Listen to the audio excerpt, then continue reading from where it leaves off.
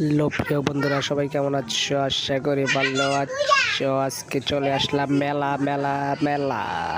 মেলায় ঘুরতে আসলাম। মেলাতে গিয়ে কার কার এমন গাড়িতে উঠতে পছন্দ অবশ্যই কমেন্টে জানাও। চ্যানেলটা সাবস্ক্রাইব করে পাশে থাকো নতুন নতুন ভিডিও পেতে।